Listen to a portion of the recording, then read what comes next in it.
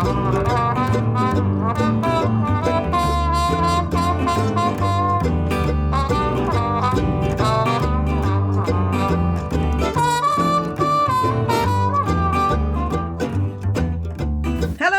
welcome to On the Ledge. I'm your host Jane Perrone, and this week we're getting down and dirty with potting mixes.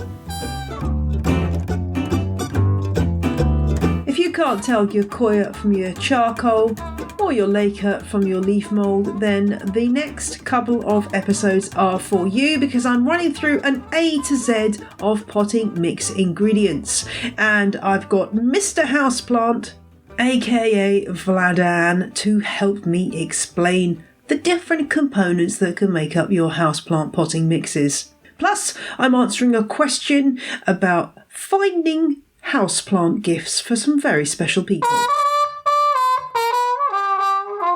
A shout out to this week's new patrons. Christine and Amy both became legends, and Lisa, WT Fox and Crystal all became crazy plant people. And now there's an annual payment. For just over $10 a year, you can show your support for On the Ledge. And trust me, every one of those donations is absolutely vital to the show. So thank you to everyone who has done that. If you're an existing patron and you want to swap from monthly to annual payments, you should still be able to do that. And I've sent you a message on how that's achieved. It's a tiny bit fiddly, but if you run into any problems, do give me a shout and I will help you make it work. Joshua PD, I've got a bone to pick with you. You left a review for On the Ledge on Apple Podcasts that really gave me a shock, because you titled the review awful, but then you gave it 5 stars. So I was first scared and then confused. And you start off your review by saying, "This is a terrible podcast, bad Jane." But then things get better. "I've been buying plants hither and yon." Is that a phrase? I think it's an American phrase. Here in the UK we'd say hither and thither, strangely enough. "Recklessly adding to an already way too large plant cacophony." I love the idea of a plant cacophony. "I've had to cast out into the wilderness old plants to make room for the new hip happening varieties. Oh, the humanity. It's anarchy." Well, thank you for giving my heart a little skip there, Joshua PD, and for your review. I'm glad that I'm introducing you to lots of new plant experiences. Thanks also to PixieGirl84 from the UK, who has left a straightforwardly positive review about On the Ledge, in which they say they're loving my chats with different planty experts on many different aspects of botany.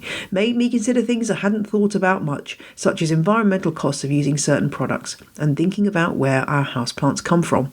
Well, that's the aim, trying to get those messages across. So thank you very much, PixieGirl84, for your review. I'm always happy to receive constructive criticism, and so this week I have made a change to the show as a result of a comment from a listener. And this was actually something I was thinking about before this email came in, but it just cemented my decision. And it's from somebody who just describes themselves as a California listener. I'll read you a little bit of the message. 2020 has proven to become quite the unforgettable year. Being a listener of yours from California, one of your listener questions from the questionnaire has become a lot less fun and more a reality. I often ask myself this question in the past few months as I see counties around my home on fire.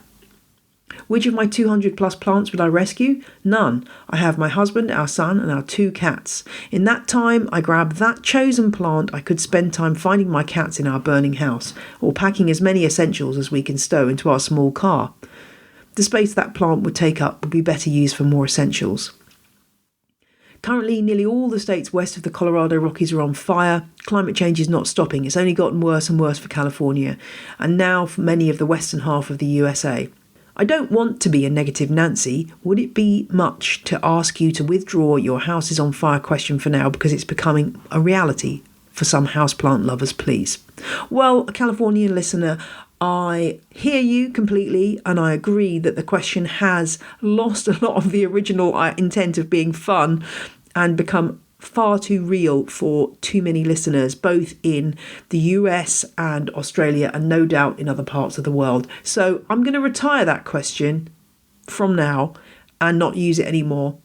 And the new question that's going to replace it, it has the same kind of spirit, but it has a completely different slant. And I'm not going to tell you quite what it is yet. You'll have to wait for the next Meet the Listener, which won't be happening in this episode. But when it does, I hope that you'll be delighted with the way I've gone with it. It was, I have to say, thanks to my assistant Kelly for coming up. I think it was actually her other half who came up with the idea for the question. So I hope that that will provide a better way of framing that particular idea of what's your favourite plant. I also had an email from Sarah on this question. Sarah doesn't say where they are, but there are fires burning close to their home. Sarah writes, you always ask the listener what plant they would grab if the house were to catch fire, and I thought mine was a Ficus elastica that I propagated from a friend 8 years ago, and is the oldest remaining plant in my collection. I have a big attachment to it. With wildfires raging everywhere close by, I am not in an evacuation zone, but slowly gathering things near the door just in case. This question has become very real. The answer is I would not grab my most loved plants, but rather the hardest thing to replace that is small. If I must leave, I will grab a tiny recent propagate of my beloved tree. It will fit in the car. My giant rubber tree is simply too big. I can always grab a medium silver satin pothos and a small jar of Brazil philodendron cuttings if they fit. Almost all my other favourite plants are either super common or I have a propagate in my office, so I can make more plants. All of this has shown the true value of our ability to propagate our loved plants and therefore have other sources to restart them, stored with friends, family and co-workers. Share the plant love and you will never be without your favourite for long. That's an awesome message. I'm loving that, Sarah, because that's very true. There are many, many reasons to continuously propagate your plants, but I hadn't thought of that one, that actually in the event of a catastrophic incident, it is a way that you can pull things back from the brink. And in fact, on a very, very much more minor scale, I've done that myself recently. I had a begonia Hatakoa silver, which is a rather lovely silver splash begonia, which I'd basically killed. I don't know how, but I found one tiny, tiny segment of leaf that was still alive, very, very slightly alive. And I put it inside my propagation unit, which is basically just a cake tray with one of those trays that they put muffins in with a clear lid, and put it in a little container in there with some moisture, and it's grown into a lovely little small plant. So just on every level, it is worth having propagation going on all the time and giving away those plants, because as you say, you never know when you might need some cuttings back. And in fact, this has happened to me. A listener called Lauren, I sent her a Streptocarpus leaf, and then I managed to kill the Streptocarpus, and she has sent me back a leaf off the plant which I had sent her. So what goes around comes around. Ain't that the truth? And I have an announcement for anyone who is a horticulture professional. I've had a contact from the UCLA Extension, the Horticulture and Gardening Program in California, and they're looking for a qualified instructor to teach a new course in indoor plant care. You don't have to be in California to do it, because I think it's going to mainly be distance learning. And if you are at all interested in this opportunity, it's a course on identifying houseplants and problems and all the kind of things we cover in the show.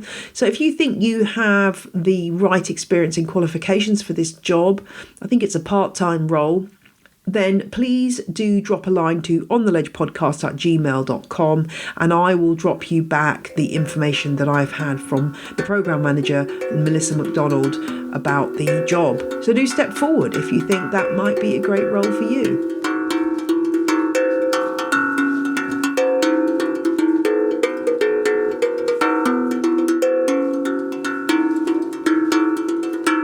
There is a huge and confusing world of houseplant potting mixes out there. If you've ever stood in the garden centre staring at brightly coloured bags and not quite sure what to buy, then I'm here to help. And I've enlisted another expert to add their tuppence on the matter. My guest this week, Mr Houseplant, aka Vladan Nikolic, is a houseplant care specialist from Washington, D.C., with a huge following on Instagram, and he also makes some pretty awesome TikTok videos too. I first came across him via a wonderful TikTok where he was doing a mashup between computer games and houseplant care, which was absolutely brilliant. I will put a link to that in the show notes, because we're going to be doing some decoding of potting mixes and working out exactly what you need. I guess the first question is, do you need to make your own bespoke potting mixes from individual ingredients, or can you just buy something off the shelf? Here's Mr Houseplant's thoughts on the matter. So there are two general types of potting mixes sold out there. You have mixes for tropical plants and mixes for succulents and cacti. With succulent and cacti mixes, yes, a lot of them are good and you could use a lot of them straight out of the bag. However, with tropical mixes, in most cases, for most hobby houseplant growers, they shouldn't use the mix straight out of the bag. The main reason is that most of these commercial mixes are not porous enough. Yes, it's all about the holes. Porosity is a really important concept to grasp when it comes to choosing your houseplant potting mixes. And the truth is that not all holes are created equal. In soil, water and air are held in pore spaces in between soil particles. And these pores can be of different sizes. We can generally classify them as macropores or large pores and micropores or small pores. These macropores, they're often visible to the naked eye, while micropores are not. And macropores are important for good aeration because they hold oxygen, whereas micropores are important for absorbing and holding water. So it's important to maintain both adequate aeration and water supply for optimal plant growth. So it's necessary to have both macro and micropores in the soil. And when I say that most potting mixes aren't porous enough, I mean they don't have a lot of these macropores, so they don't provide a lot of oxygen for the roots. In order to have a good soil structure that has both macro and micropores, you need a good ratio of small, medium, and large particles in the potting mix. So you need particles of different sizes. The problem with most commercial mixes, the problem is that they contain mostly peat moss, which consists of very fine particles. So if you have only fine particles, the soil will only contain micropores, which means it will retain water, it won't have a lot of oxygen, and it will also compact very easily. If you've listened to my sustainability episodes, then hopefully you'll have some awareness of the sustainability issues that surround peat and its use in houseplant compost. But it remains the fact that many production nurseries still supply their houseplants in potting mixes that contain an extremely high level of peat. So how come those nurseries can grow plants that look amazingly lush and well, but when we get those plants into our homes and don't change the potting mix, they start to struggle? Well, fortunately, Vlad's on hand to explain that as well. When a plant is getting lots of light, it photosynthesizes more, and as a result, its roots will be pulling more water from the soil. What this means is the roots will not be sitting in wet soil for a long time, so the chances of root rot will be low. And this is why plants in nurseries can grow in these potting mixes, because nurseries provide huge amounts of light. They have roofs, they have walls made out of glass. They can get 50 times more light than the plants in our homes. So nurseries actually need potting mixes that retain a lot of water, which is why they can use these mixes straight out of the bag. But the problem with hobby growers is that we don't have this amount of light in our homes. And most people, even if they do have a lot of light, they don't provide it to their plants because people usually choose plant placement based on where it will look good, not according to how much light it's going to get. And when a plant doesn't get a good amount of light, it will photosynthesize less and the roots will be pulling less water from the soil, meaning they will be sitting in this wet soil longer and increasing the chances of root rot. Should you be changing the soil on your new houseplants the minute you get them home from the nursery? This is a subject of enormous debate in various houseplant forums, but here's Vlad's take. Plants in nurseries, they usually go through periods of very intense growth, and the soil that they come in could be deficient in nutrients by the time you get them. So if a plant is nutrient deficient, you of course want to give it new soil as soon as you can so it can continue developing well. Also, if there is accumulation of salts in the soil, over time they will burn the roots. So the longer you leave a plant inside that soil, the more damage you will have on the roots. So if a plant needs to be repotted, you should repot it as soon as you can.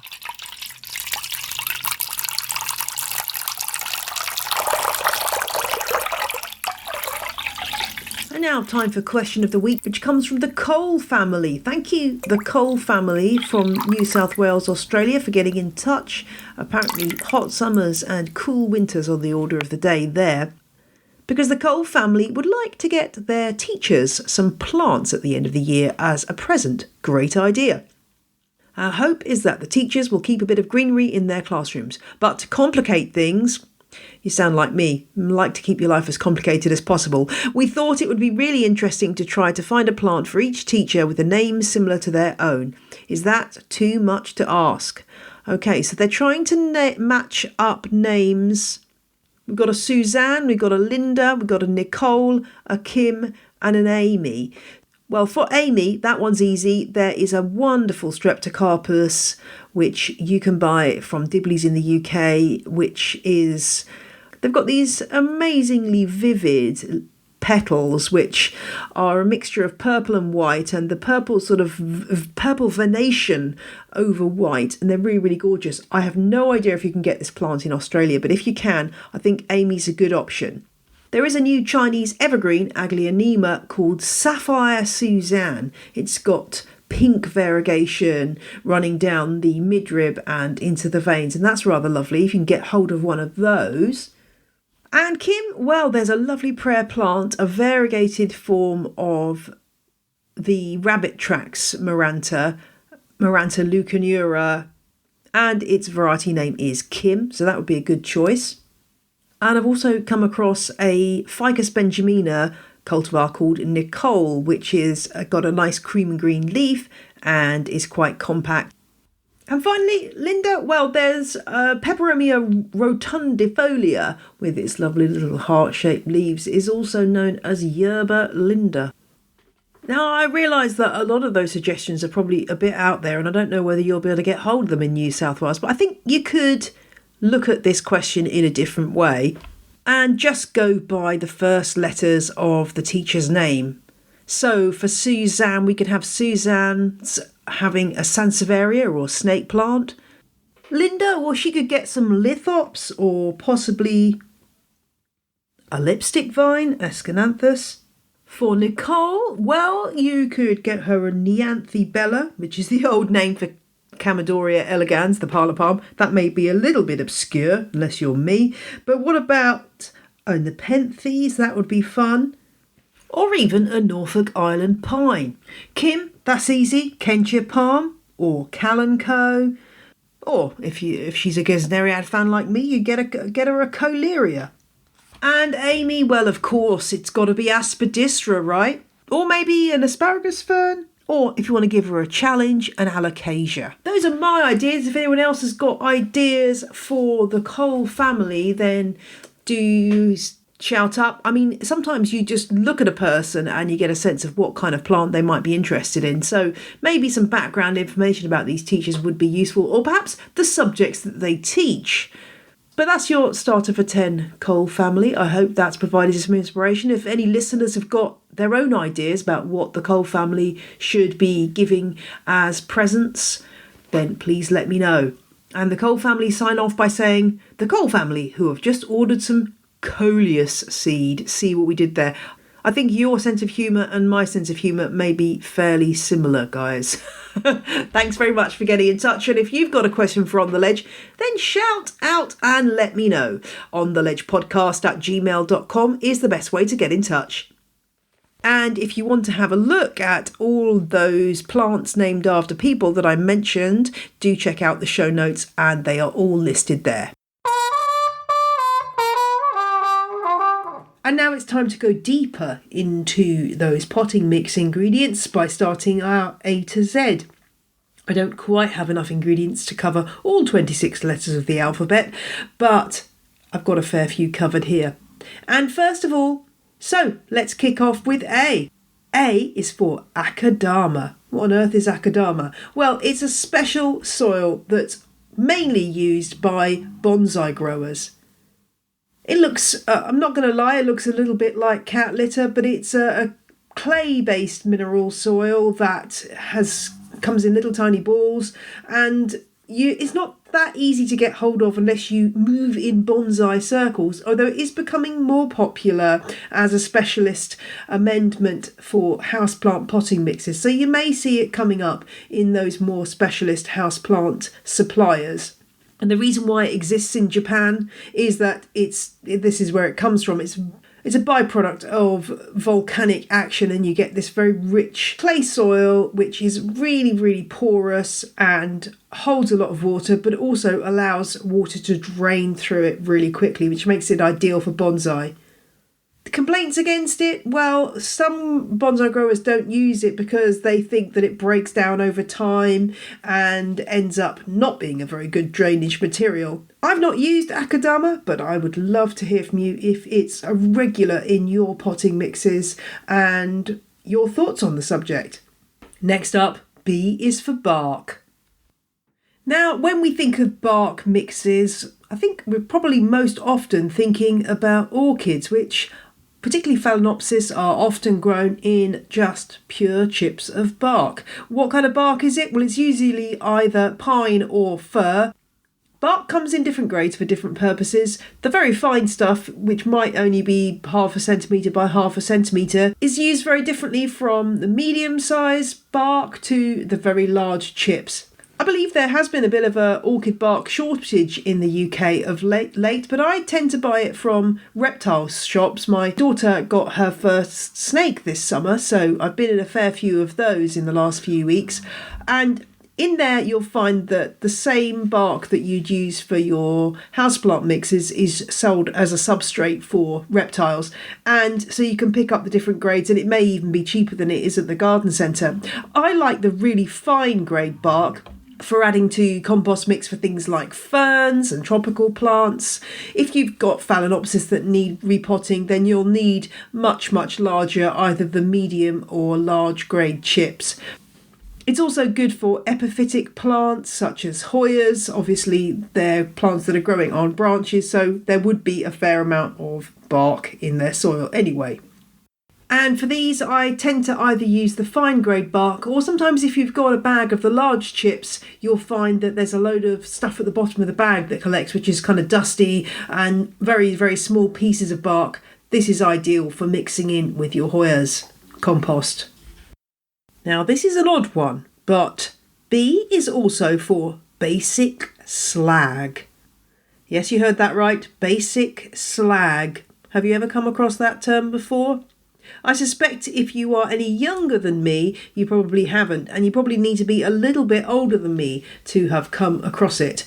It is a term that I came across in a book about epiphyllums that I picked up in a second-hand bookshop when I was on holiday. It's called Fine Flowered Cacti by F.R. McQuone, and it came out, I think, in the 60s, and this mentioned basic slag, and I had no idea what he was talking about. I'm just going to find the reference if I can. I think it was a propagation reference. Here we are. The writer says, I like to dip each cut surface in basic slag. This is a chapter about propagating epiphyllums. So what on earth is basic slag? Apparently it helps the cut to dry cleanly and without infection. So I had to Google this one, and it turns out that basic slag is a byproduct of making steel. It's got a lot of lime in it, and it used to be used as a quite common fertiliser. And in fact, I did come across a link to an advert for a grassland fertiliser that was titled Basic Slag is Back, probably the best grassland fertiliser ever. And yeah, so it seems to be something that has lots of nutrients for plants in it, and that was popular at one point. I guess if you lived near a steelworks, you might be able to get hold of it incredibly cheaply, and if you have a big field of crops to fertilise, it might be a very cheap way. But I've certainly never come across it sold in the garden centres, so let me know if you're a basic slag user, because I'd be interested to hear. Moving swiftly on, C is for cat litter. I do not own cats, but I do usually have some cat litter in my shed. What on earth am I using that for? Well, it's a really, really good substitute for other forms of drainage material such as perlite, particularly favoured by cactus growers. But you need to get the right kind of cat litter, because not all cat litter is created equal. You specifically need to find ones that are non-clumping, and usually they'll be described as molar clay or calcined molar. There are a couple of brands that are commonly used in the UK by cactus growers. One of them is Sunny Cat Pink, and the other one is Tesco Low Dust Cat Litter. I'll put links to both of those in the show notes. So wherever you would use, say, a handful of perlite or a handful of grit in your potting mix, you can just substitute it for a handful of the cat litter. It's perfectly fine to use, and it can work out a bit more cheaply than buying something that's actually being marketed as a potting mix ingredient. And hey, if you can pick it up while you're doing your supermarket shop rather than having to make a special trip to the garden centre, all to the good. And the last ingredient we're going to talk about in this episode is another C. It's C for charcoal, or more specifically, activated charcoal. You can often pick this up in aquarium shops where it's sold for filters, but in the houseplant context, it is a very, very porous substance. The activated bit basically means it goes through a very high temperature process, which makes it extremely porous, full of those micropores that Vladan was talking about. And that means that it's good at holding nutrients, it's good at holding water, it's good at holding air. So it's a very useful thing to add to your potting mix. There are lots of claims bandied about it removing impurities and things, and protecting from bacteria and funguses taking hold. I have to say I take those with a little bit of a pinch of salt. I haven't seen any evidence that it's going to do some incredible purifying work to your soil. I think its main purpose is to add extra porosity to your potting mixes.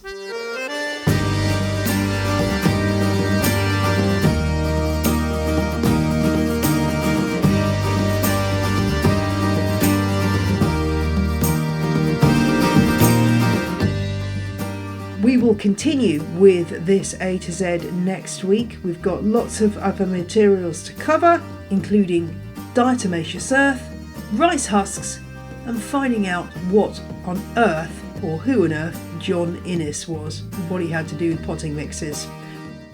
Thanks to Vlad for being my guest this week. He will be back with more insights in the next part of the A to Z. You can find Vlad on Instagram as Nikolic Vladan, and on Twitter as Mr Houseplant, and I'll put all his social links in the show notes. And one final thing to say, if you're the kind of person who likes to be in on the ground floor of something really exciting, you might want to check out my social media channels next Wednesday around 10 AM BST. There's going to be a very, very exciting announcement. Don't worry if you can't make that, because you'll be hearing about it in next week's show. Oh, the intrigue. Have a legendary week, plant people. I'll see you soon. Bye!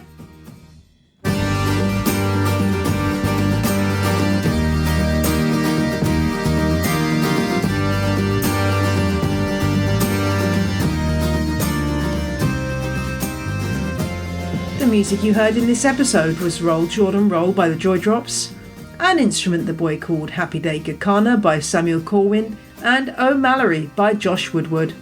All tracks are licensed under Creative Commons. Visit janeperrone.com for details.